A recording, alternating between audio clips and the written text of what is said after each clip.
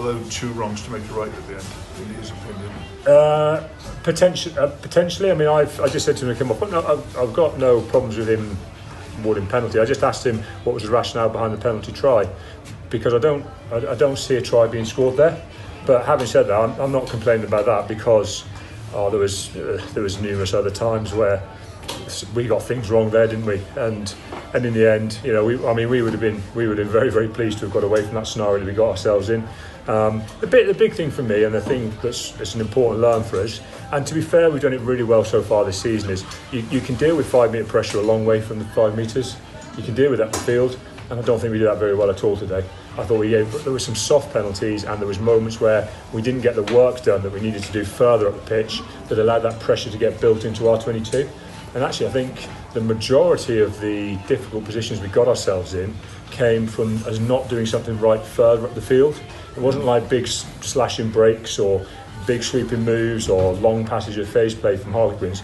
We kind of got ourselves in a bit of a pickle further up the field. Now, whether it was through a set piece, or whether it was through a bit of ill-discipline, or whether it was from kind of whatever reason it was, a mishandling error, whatever it was, that's what we could have got right, and that's what we've typically done very well. So we don't have those long periods of concerted pressure in our 22.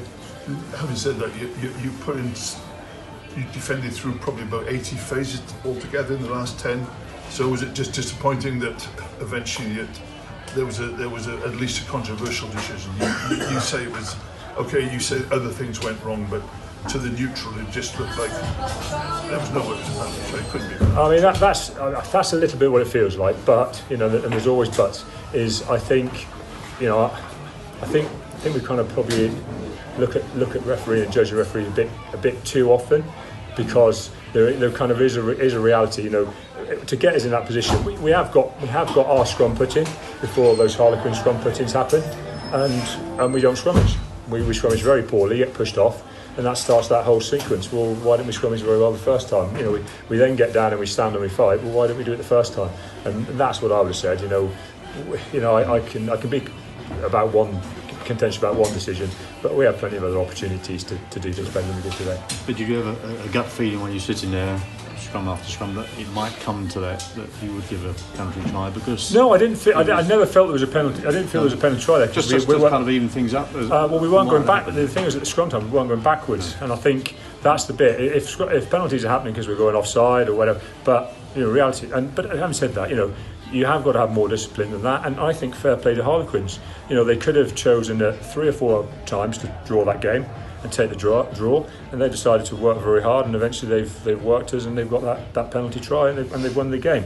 And I think you've also got to give them the credit for that as well. You could probably understand Paul Custard's anger when he was standing there, and he stopped the play when they were about to cross the line. Well, potentially, yeah. I mean, in hindsight, it would have been a good try for them to have scored then, because we would have had a chance to go back.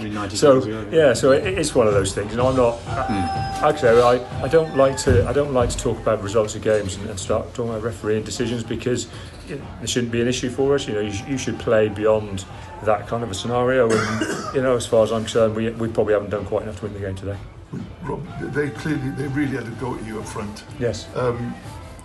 Was because of the circumstances and this part of the season, were you forced to field actually what was one of your smaller and lighter packs?